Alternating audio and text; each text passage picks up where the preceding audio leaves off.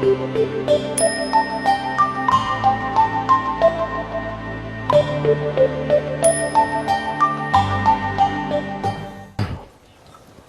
礼本师释迦牟尼佛，顶礼文殊智慧勇士，顶礼传承档案上师，无上甚深微妙法辈，千万劫难遭遇。我今见闻得度，则愿解如来真实义，为度化一切众生，请大家发无上殊胜的菩提心。接下来我们学习如菩萨行人三说海第2篇当中的忏悔志。忏悔志里面呢，现在宣讲4种对治理，其中第一个延缓对治理分2个方面来进行叙述。第一个问题已经讲完了，现在讲的是依靠殊胜对境忏悔特殊的这个罪业啊，就是特殊的罪业。那么这个在颂文当中是这样说的：火垂甚于夷，于三宝父母，师长或与人，造作诸伤害。那这里的意思呢，是我们这些众生呢，无始以来的是以烦恼无明，这个贪嗔痴的这个吹动，或者是他们的这种趋势下啊，就这些烦恼的这个趋势下，然后以自己的身体、语言、心理对非常殊胜的对境呢就我们经常所谓的功德天的这个三宝面前也好，或者说对自己有这个养育之恩的父母面前，或者对自己具有这个恩重如山的法恩也就是说有法恩者这个上师。以及其他的人和众生面前呢，造过各种各样的罪业就是造过各种罪业。意思就是说呢，因为我们也清楚，所谓的这个三宝呢，是实践当中是非常严厉的对境我们无始以来，在这个实践当中呢，自己没有这个办法控制，而这个生起烦恼，有时候呢。以无明愚痴以自己的贪嗔痴，这个蒙里增上等等各种原因，对这个三宝面前呢，也是经常伤害过就伤害过比如说有些人呢，以自己的嗔恨心，就是相对这个身中呢，也进行这个用身体来殴打，或者是用语言来进行这个就进行诽谤用自己的这个心理呢，就是发各种这个邪见，或者是生起恶心等等，这样这个父母也好，或者三宝以及上师当其他的这个众生面前，如果我们以自己的身口意造作非常严重从此以后一定会是堕入地狱恶鬼的这种这个恶业呢，就是造的非常多的就造的非常多。所以我们每一个人来讲，按理来讲是应该对这个三宝恭敬。可是我们修行的过程当中，对三宝有没有时时刻刻的恭敬心呢？很难说有些时候呢，在这个烦恼的这种吹动下，在无意当中或在故意当中呢，也经常造过很多的罪业。有些人呢，就是对自己的父母。本来说是应该值得恭敬，应该尽心尽力的孝顺，但是呢，就不但没有报恩的，反而呢，就是经常就是没有这个恭敬对待就恭敬对待。现在有些大多数社会上的这些人呢。经常对自己的父母不恭敬殴打自己的父母当然这个这种现象是相当多的就相当多的。再加上我们对自己的根本上师也好，或者获得法案的这些上师面前呢，也应该值得是恭敬。但是呢在修行过程当中，经常诽谤他们呢，经常生邪见呢，有这种现象有这种现象。所以这些罪业呢，应该说是相当大的。就我们每一个人呢，在修行过程当中有没有自己反观自己应该想一想自己的这种修行的历程，这样以后就很容易发现我们在这个生活当中呢，经常犯过这个滔天大罪，也就是说呢，经常就是违背了佛陀和我们这个上师的教言就是教言。因袭犯中国，今臣有作人，一切难赎罪，佛前弃忏悔。那么因为我们自己往昔的这个业力所感，所以呢，就是犯了就是不少的，就刚才前面所讲的那样，这样的这个书生堆积呢，面前经常这个诽谤殴打等等，造了这个不少的罪业，就是造了不少的罪业。这样一来呢，我作为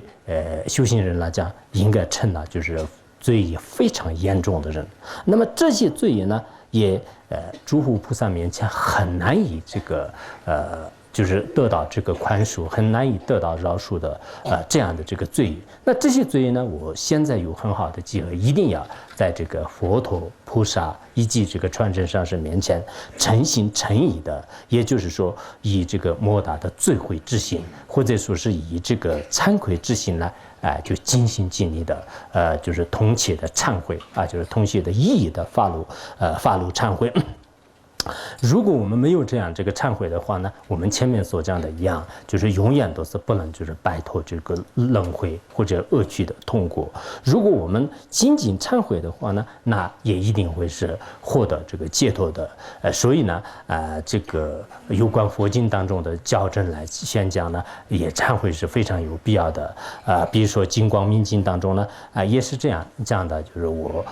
昔日所造的这个严重的罪业的罪业呢，应该在具有势力的佛陀面前进行忏悔就是《金光明经》当中也这样讲。我们这个忏悔的时候呢，不能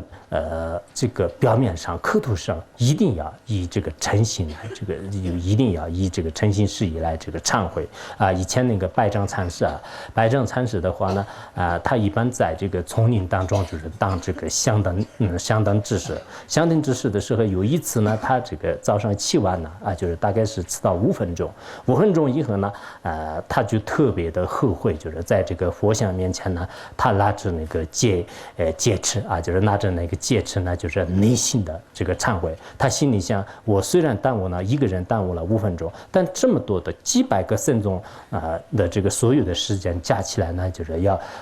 就是多少个时间，就是所以呢自己也发自内心的忏悔。就是后来呢，也有很多的这个百丈禅师的一些这个忏悔文方面的一些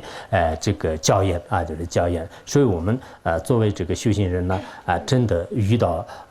一些严厉的对境当中呢，有没有造过恶业呢？肯定是造过的，就是包括对我们的父母对我们的上司对我们的这个三宝，以及有恩德无恩德的其他的任何一个众生面前，如果我们造了特别就是难以弥补的一些罪业的话呢，那么我们现在应该值得忏悔。这种忏悔呢，按照一些高僧大德的传记来讲呢，真的是不管是以自己的身体也好，或者是用自己的生命来这个忏悔也是值得的。以前这个84位大成就者的传记当中呢，也是有这样的吧。前一段时间也是我讲过，比如说有一个人呢，他是在家人，然后他的上司是个出家人，这个上司呢就是经常要求他最好舍弃现在世间的一切硕士，你自己到一个寂静的地方一心一意的修持。后来这个人呢心里想，可能上司呢嫉妒我现在的这个财力丰富我现在这个财源滚滚，可能上司接受不了这件事情。后来上司再三的告诉他，你最好是放弃世间法，一定要认认真真的修持佛法，看破世间。后来他一直没有，最后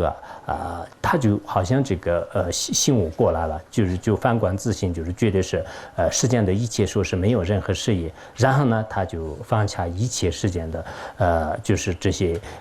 就是说是然后尽心尽力的修持的时候呢，一点感应都没有得到。后来有一天呢，就是有一天晚上，本尊呢在梦中告诉他说是你已经违背了上师的誓言，你现在一定要忏悔，如果没有忏悔的话呢，你今生当中根本得不到任何成就。后来他说我那个忏悔是需要什么样的这个忏悔，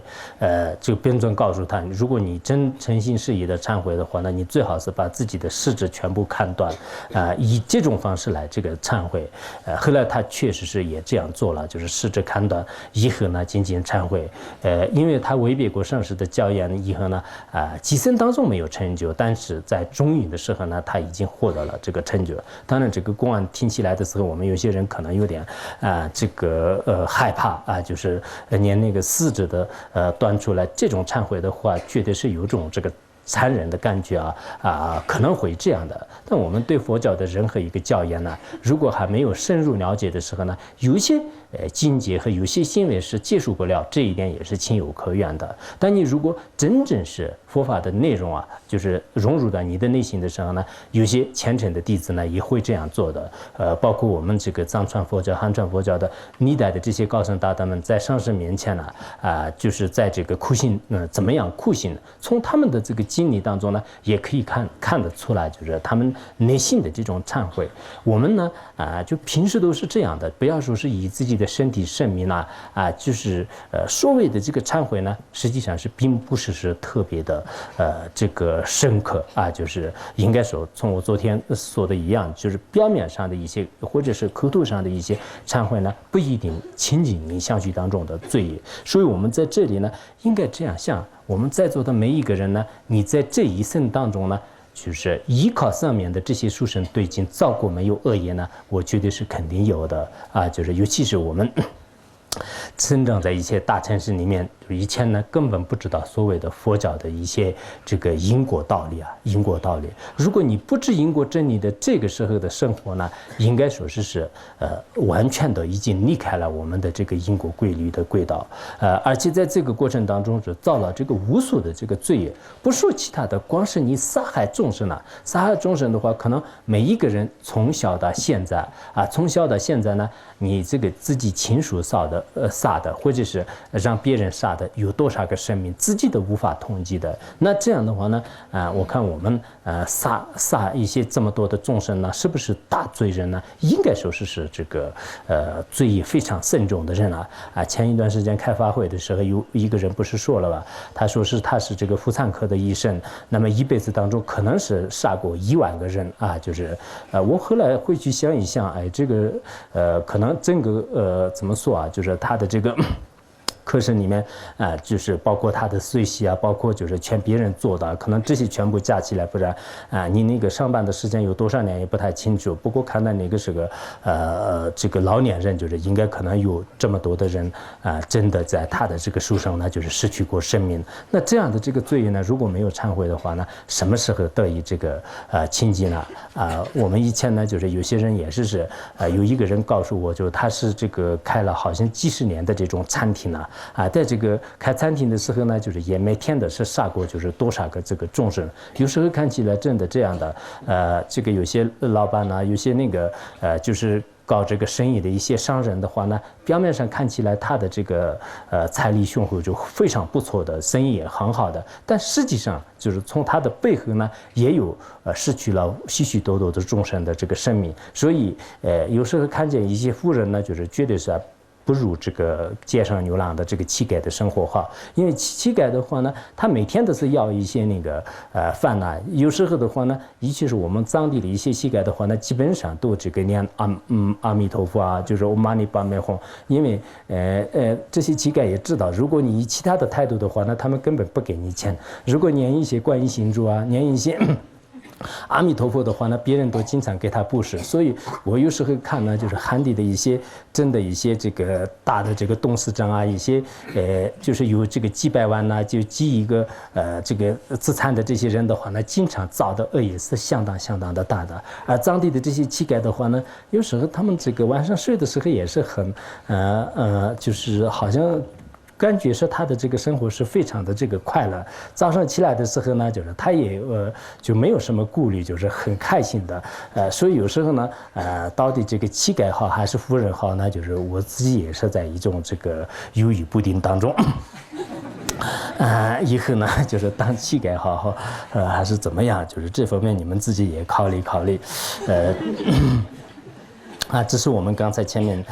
讲了一个就是什么这个延缓对治理，下面呢就是讲这个所以对治理，所以对治理呢分3个方面来讲，就是皈依的原因和皈依的对境如何皈依。因为我们所以的话，昨天也讲了，应该依靠一个对境来进行这个忏悔。那么为什么是依靠这个？依靠什么样的对境？如何依靠？就是分3个方面来讲的。首先，第一个，也就是说这个我们要皈依，就是这样的诸佛菩萨的原因呢？有略说和广说。首先，这个略说呢，在宋字当中是这样讲的：罪业为金钱呢，我身或献王，云何托持罪，故其数救活。这里呢，意思就是说我们为什么要忏悔如果有了罪业而这样死的话，那有什么样的就是不对呢？有些人可能会这样想的。那么下面呢，就作者是这样讲的：我们如果今生当中也好，或者来世的这个罪业是相当深重的，这些罪业呢没有得以清净之前，没有忏悔完毕之前，我的这个身体，我的这种生命呢，很有可能就是陷这个蛇网比如说我这是杀了很多的众生然后我今生当中就造了各种各样的恶业，但是呢我没有来得及忏悔，就没有来得及忏悔，一直想拖到这个以后再忏悔以后再修行一直这样想，没有来得及忏悔。在这个之前，如果我死亡的话呢，那么我永远都是在这个轮回当中是没办法解脱。就像《四百论》当中所讲的那样，凡夫人造的恶业相当重，大多数都是往下堕的。所以我们呢没有来得及忏悔，提前就是死亡的话，那一定会就是堕入恶趣的，不能就是得以这个解脱的。所以呢我就特别着急就是心里都特别着急。应该说这个在十方诸佛菩萨面前呢，很快的时间，最快的速度，最快的时间当中呢，我要向这个忏悔。希望所有的十方诸佛菩萨呢，你们也最快的这个时间来加持我，保佑我就是前往我，让我不要这个堕入恶趣。一堕入恶趣的话呢，那就是永远也是不能就是摆脱痛苦的，不能摆脱痛苦。所以我们在这里呢，应该是像自相续当中的罪业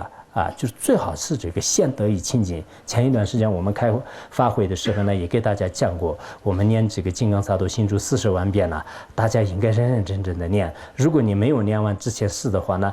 真的自相续当中肯定有很多很多的罪业。那么这些罪业呢，就是一直伴随着你的这个身体那这个时候呢，你来世是能不能有没有把握就是获得这个解脱呢？我看每一个人来讲是非常这个困难的，所以呢。我们临死之前呢，一定要尽量的自相续当中的罪业得以清净。我的始终都是有这种向往，但是就是有这种希望，但是能不能成功也是很难说。我都很想就是在晚年的时候，如果能活到这个活的时间稍微长一点的时候呢，就晚年的时候应该就是在一个寂静的地方就是2、3年当中专门这个忏悔，就是专门观自己的心，因为我们。虽然在出家也是很长时间，然后呢，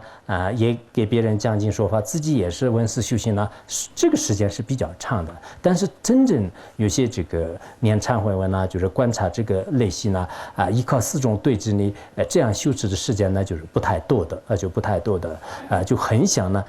就是在这个专门腾出一段时间来，就是精进的这个忏悔。但这个也不好说，因为我们人的这种寿命呢，就是可以说是突然性的，就什么时候这个四浊阎罗君呢，就是来到我的这个面前，就是这个死亡，就是谁也就是定不下来。如果我的相续当中这些罪业没有得以清净，以后我的亲生的这种身体上，或者是我的这种心理呢，感受而涌进果报的话呢，那非常可怕的。以前我们那个学过的一些仙语经当中，在这个拘留神父的时候呢，有一个人贪污僧众的财产，后来他没有来得及这个忏悔而这个死了，就是当时同时也可能就是他以恶语来就是骂别人啊，就是这个后来呢这个人没有来得及忏悔而这个死了以后的话呢。就是变成一些特别出恶的这个怪语啊，就是怪语，一直呢就是生生世世都是生在这个就是肮脏不堪的一些这个坟坑当中。那么这个先界千夫啊，就是先界1000个这个佛来到这个世界的时候，这个众生呢就是还不能得到解脱的就是现在一直都是在一直永远都是一直转生在这样的这个恶趣当中。所以当时如果他来得及忏悔的话，那也不会转在这样的这个恶趣当中所以说呢，我想我们在座的人应该就是发自内心的这样想，每一个人呢对自己未来的这个这种前途就是不得不考虑，就是除了一些牦牛旁生以外的，我未来变成什么样的，我未来就是有什么样的这个希望。这一点恐怕每一个人来想是有的。如果有的话呢，看你造过罪没有。如果造过罪呢，那你要不要值得忏悔？如果你没有忏悔，死亡这个突然来的话呢，会不会这个获得解脱连自己的是把握都没有。所以很多人呢，在这个晚年过的时候，就是如果就是来得及忏悔的话，恐怕这个你自己心里也是很快乐的。虽然我所有的这个修行没有得到境界，但是我还是念了一定的这个忏悔文就是应该说是在我的这个相续当中，你的这个罪也是减少好多，就是自己也是有这样的。这种想法就这种的想法，所以呢我想这个学习佛法呢，应该是用心来这个学习，不是用表面上，也并不是用外表的这个意识上就是意识上你弄得再浓重再怎么样，也实际上不一定是有非常大的这个利益。应该说你对每一个人从自己的内心当中有什么样的这个改变呢只有这样对你来讲是佛法是最有利的就佛法是最有利的。所以所谓的这个佛法呢，应该说对我们每一个人来讲呢，就是有一定的帮助有一定的帮助。这个帮助呢，应该自相续的改变从自相续的改变的角度来案例的。那么下面呢，这个刚才所讲的，这个皈依的原因，就是在进行这个光说光说的时候呢，思维迅速死亡而生起这个皈依之心，然后思维死亡及其恐怖而生起皈依之心，分2个方面来讲的。首先是第一个问题，我们一定要思维。就是一定要升起这个皈依三宝，皈依这个三宝之前要进行忏悔的这个心那么这个也是分略说和光说摄意分3个方面来讲。首先呢，就是讲这个略说，所以我们在这里呢已经讲了这个皈依，就是皈依，也就是说是一种所以对治理。这样的所以对治理，实际上以前的汉传佛教当中也是有的比如说以前那个白云禅师就是白云禅师呢，他的一些这个忏悔法当中呢，有这个3种忏悔法和这个7种忏悔信就是7种法信，就是7种法信。首先那个3种忏悔法当中呢，就是他讲的这个做法和去向无生其中的这个做法呢。就观想什么呢？就是观想这个诸护菩萨就观想自己的传承上师就是在他们面前进行忏悔，就是这个叫做是做法的。然后那个什么叫做趋向呢？所谓的趋向，我们前面讲的这个延缓对治理和没有什么差别。反观自信自相续当中塑造的罪业升起极大的后悔之心，就是这个所谓的这个趋向就是趋向。然后这个所谓的无生呢，就是对自己所造的罪业升起惭愧之心，然后发誓言以后再不造任何罪业，就这样的信。所以这3种呢，实际上我们的这个4对治理的很多内容呢，就是应该说是相适应的。然后讲7种法性的时候呢，比如说这个惭愧心恐怖心还有这个严厉心菩提心还有应该说是平等心等等，就是有这个7种法性就是7种法性。用这个七种法心来这个进行忏悔，所以我们在这里呢，就是略说的时候，大家也应该明白，就是依靠在这个四种对治力当中的所以对治力，在宋词当中是这样讲的：神神不足行就四神不足行，不待罪敬佛，无能病为病，速战不可失。那么四柱阎罗君呢，实际上是没有任何这个可信赖的就是这个四柱呢没有信赖的，他不可能就是等待你的罪业就是清净没有，不管是有病也好，没有病也好，人的这种宿命呢一定也是不可靠的，就相当脆弱就是相当脆弱。我们也知道，所谓的这个四柱阎罗的话呢，那么他会这个突然降临的就是突然降临的。以前法王如意宝的那个就是中原心之明殿当中呢，也是这样讲过，就是这个时者大地如暴雷，然而谁也不知何时到就是意思就是说呢就是死亡这个原底呢，实际上是就像是大雷一样的，什么时候到呢？就是谁也没办法这个知道的。所以我们的这个庶民呢，什么时候失去，谁也不知道。有些人可能会这样想：为什么？这个怎么着急，怎么快的要忏悔为什么这样实际上我们这个修行佛法呢，最好这个怎么说就是越快越好就是越快越好。因为如果你没有这个快快的修行的话，四柱阎罗君呢，什么时候就是来到你的面前呢，就是根本不知道的，而他也是根本不可能是当你的所有的罪业已经就是清净完毕了，所有的这种修法呢已经圆满成功了，所有的一些事情呢都已经这个完成了，然后在这个时候出现，这个时候呢把你带到这个思路当中去就是没有这样的，他就是突然会这个降临在你的这个头上，在这个时候呢你就不得不承受自己的所有的业报。我们现实生活当中也可以看得出来，就是有些呢就是有病的人呢就是死亡的，有些人呢就是根本没有任何这个四大不调的现象，一点也没有，没有任何病的这些人呢也会这个突然这个死亡的。突然死亡的。所以呢，我们的这个生命呢，就像龙梦菩萨呢，就是在这个清幽书当中是用这个比喻就是被这个风吹动的什么这个碎泡一样的或者说是像那个宝鬘论里面呢也用了一些比喻，比如说这个风吹动的这个灯火就是的灯火一样的，就是也就是说是风中残烛。那么这样的这种生命呢，什么时候就是你也就是说失去了现实的这种现象是谁也就是无法固定的。有时候呢你正在这个说话的时候就是死掉的，有时候呢你长期卧床不起而这个死掉的也是有的，但大多数都自己在根本没有考虑的过程当中呢会死亡的。所以我们没有赶紧忏悔呢，那就是你一直认为是我以后我们现在汉地的有些城市里面的很多人是这样讲的，我现在不行了，我现在学佛忏悔的时间是没有，以后我退休以后我再这个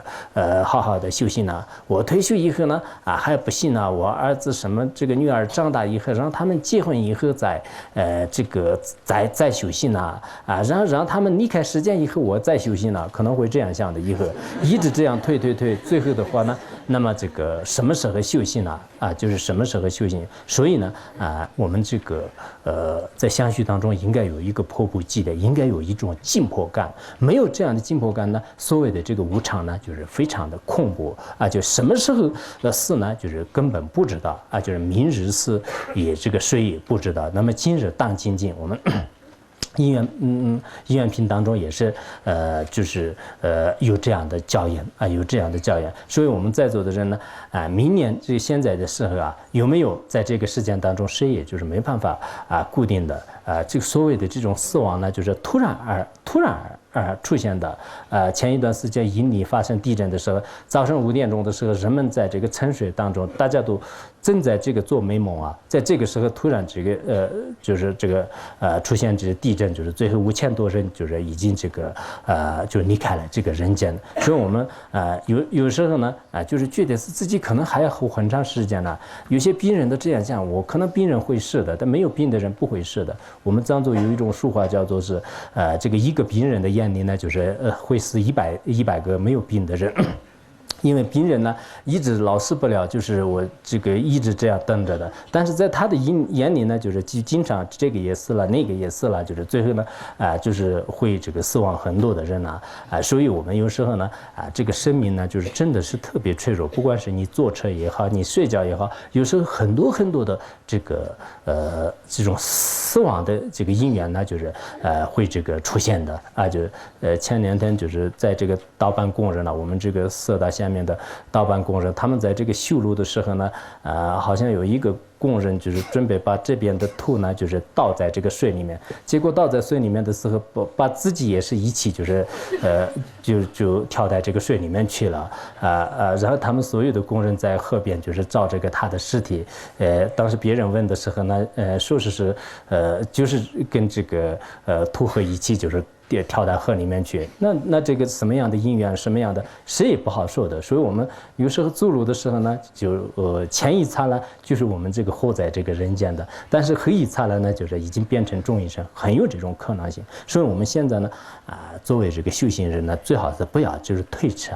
就是不要想明年再修吧，明年再忏悔吧，或者是我这个老了以后好好的忏悔吧，我现在好好搞我的这个工作，搞我的这个事业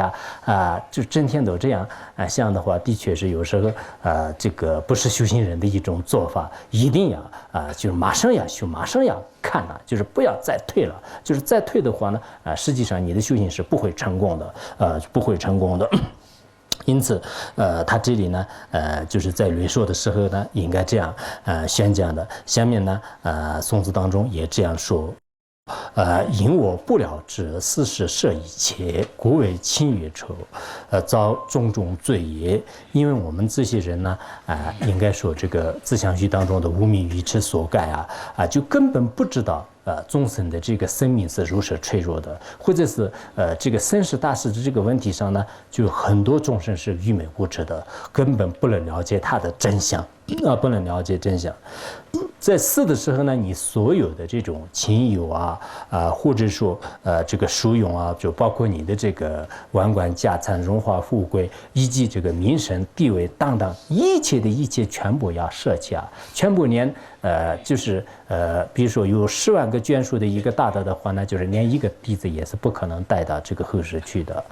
就像是这个酥油里面就是拔出一根这个汗毛一样的就是在这个上面呢，就是不可能有丝毫的这个沾染。同样的道理，当我们离开这个人间的时候呢，只有孤独一人，就是除此之外呢，就是连一个也是没有的。所以我们现在的世界上的人呢，有时候看起来真的非常的可怜很愚痴。你知道是你的宿命是能活多少年但每天都是围绕自己的这种生活事业名声地位一直是这个奔波忙碌实际上。你回过头来就是得到什么样的利益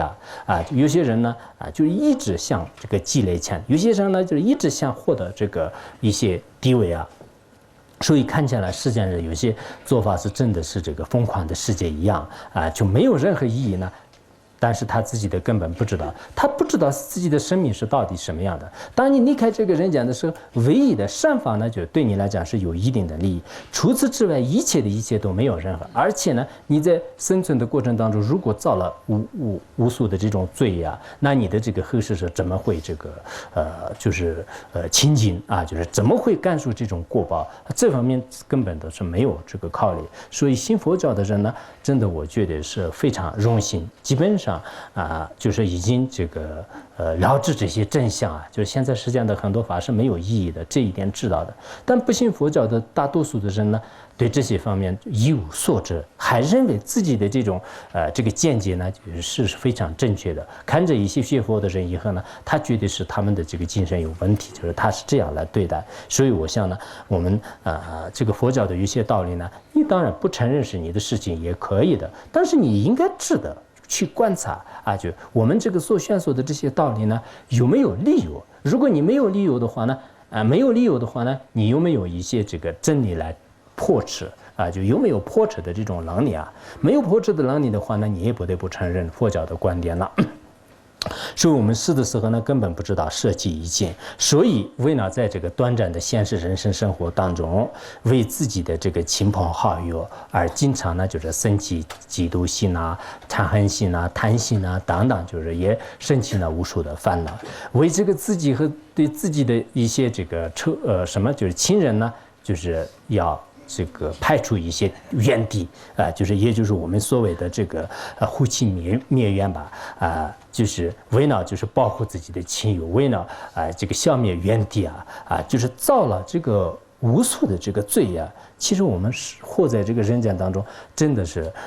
很多人就是为自己的这个亲友而造罪的也相当多的，就是有些呢就是对自己的这个亲友呢就是生起极为强烈的这种悲悯之心，有些呢就是为了自己的亲友而生起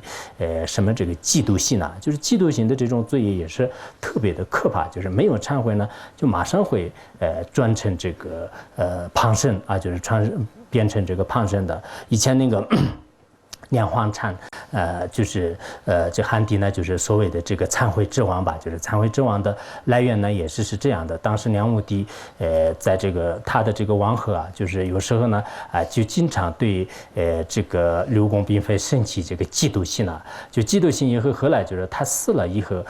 这个梁武帝当时特别的这个伤心。有一天晚上的时候，在这个房梁上呢出现一个特别粗鲁的盲鬼就是盲士就是盲士。这个盲士呢就是用人的语言来告诉他说我以前呢就是在这个皇宫里的时候是对他们生起极为强烈的妒忌之心，那么我现在转成这样的这种旁生呢现在我的这种感受是极为的这个强烈，就是十分痛苦就是你能不能想尽办法就是让我这个脱离这样的恶趣最后呢就是盲色的已经不见了。盲色不见以后呢，就是当时梁武帝大家也知道，就是他的这个威望和势力是相当大的，然后他就召集一些十方的这个高僧大德，然后呢就是像那个宝智禅师等等，就是这些高僧大德呢，就是他就召集以后让他们就是进行这个汇集一本这个忏悔文就是大概有十卷吧，就是现在很多汉地的高僧和居士呢就是特别重视的一部这个忏悔文。然后他们编辑了这部忏悔文以后的话呢，那就有一次也在梁武帝面前就是出现一位这个天人他就非常的感谢就是说我这次已经离开了恶趣的身体，我现在已经转生到天界。从此以后呢，就在汉地来讲也是就是对这个忏悔文是极为的这个重视。因此我们如果真的依靠这些忏悔文呢忏悔也好，或者是没有来得及就是提前这个死亡的话，就是包括就是我们对金刚道友也好，我们对人和人之间就是产生的这个嫉妒心呢，也应该说是非常这个可怕的。以前在这个魏朝的时候吧，就是有一个叫做是这个杜昌。杜鹃的杜，这个，然后他的这个妻子呢，也是这个嫉妒心相当大的。有一次，有一个妖怪呢，就是给这个杜昌呢，就是理秃发的时候呢，就是他的这个妻子看见以后特别不高兴，就是生气这个嫉妒心，然后马上把他的这个手指就砍断了。手指砍断了以后，过几天以后呢，就是那个刚才他的妻子的这种什么手指呢，就是被这个狐狸就是咬断了，就是然后就是感受呢就是特别难忍的痛苦。然后再过一段时间的时候呢，她的这个丈夫呢有听着那个另一个丫鬟的这个唱歌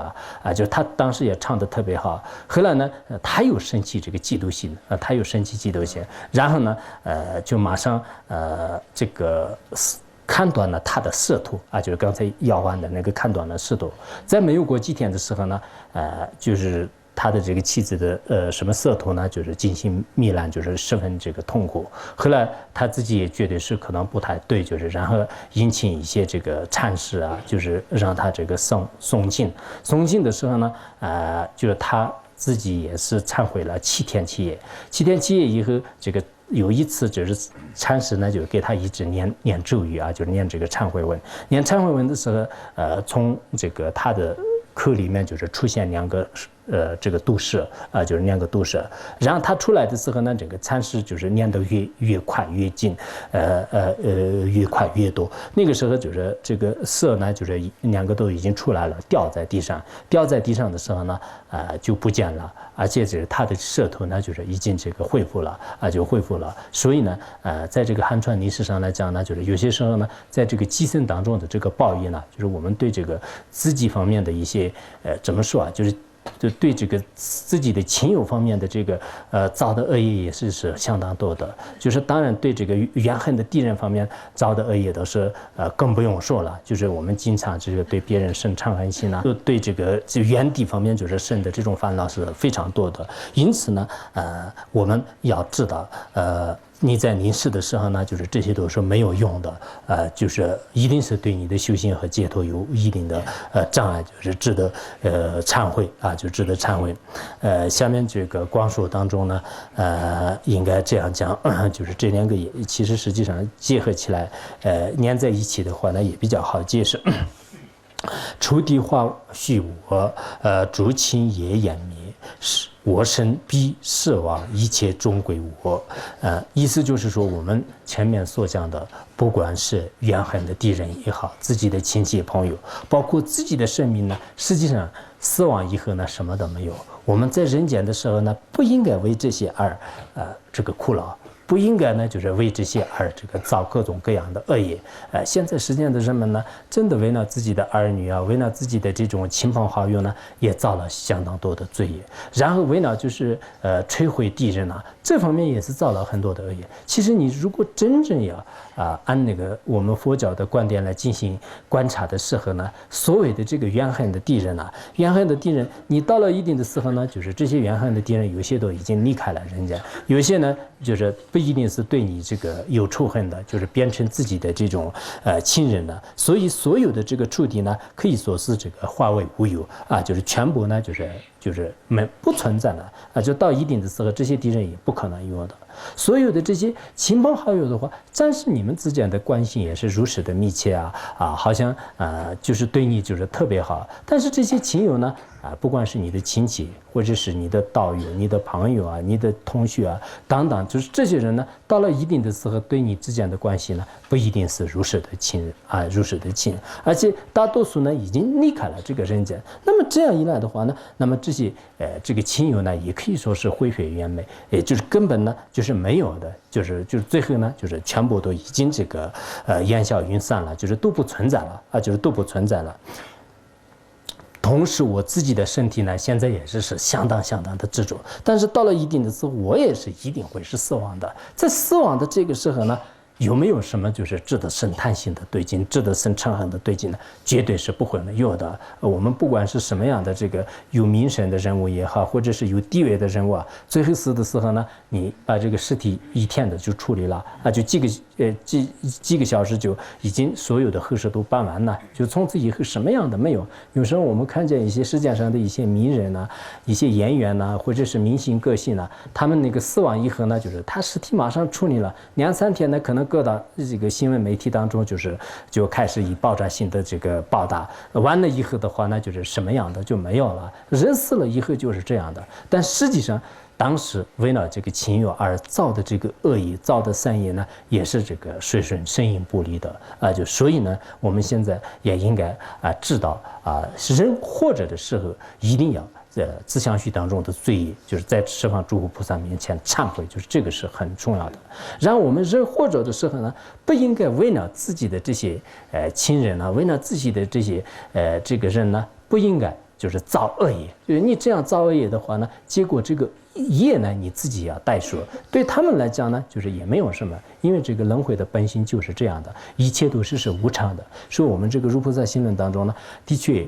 内容是非常丰富的，有讲了寿命无常，有讲了人生难得，有讲了轮回和因果的这些道理，包括我们佛教的基本内容呢，都没有一个不讲的东西呢。我有时候这样想，这个《如菩萨行论》学得很好的话呢，那么大乘佛法也好，小乘佛法也好，所有的佛法的基础呢，一定会是大好的所以如果你没有动到如菩萨行论的这个教言的话呢，我们这个佛教的基本知识呢，当然讲这个对很多人来讲是恐怕是很困难的。所以藏传佛教当中呢，经常这样讲的哦，他要这个出家了，首先要看那个前行，首先要看这个入菩萨行呢。为什么这么说呢？因为这个里面的内容是非常这个丰富的。如果你把这个问题全部都基本上搞清楚的话，以后呢，应该说是变成一个非常好的修行人了。因此这次呢，这个机会是很好的。我希望你们呢，不应该就是留在一个口头上，就是从实际的内容啊，每一个道理呢，应该好好的这个观察。我们现在世界上的人们呢，有时候非常可怜呐，他们对这个外面的一些形形色色的这个外境呢，经常去观察，经常去讨论，经常去研究，但真正包括这个内在自己的身世问题啊，自己的这个发心问题的话呢，几乎都就没有人这个观察，没有人这个去这个研讨，就是这一点是非常遗憾的事情。所以我们作为学习大乘佛法的人呢，既要观察这个外面的一些社会状况啊，或者是世间的各种学问知识，这一点我们也可以这个了达就可以了达。但是最关键的呢，人的生命是非常暂短的，应该自己有所准备我明天是的话呢，我看我相续当中的罪前清了没有？我好好的忏悔过没有？然后我好好的这个修持，我这个不管是你的这个大圆满和大疏因的一些禅定的入地呢，这方面就是下过功夫过没有？然后自己相续当中的菩提心和出离心呢，就是关心过没有？当然，现在有些法师讲经的时候，口头上是提一个出离心啊、菩提心啊，但实际上你怎么修、怎么样做呢？就是一点都没有这个没有知识，这样也不对的。光口头上说出离心、菩提心、出离心、菩提心，那这个也解决不了问题啊。今天讲到这里吧。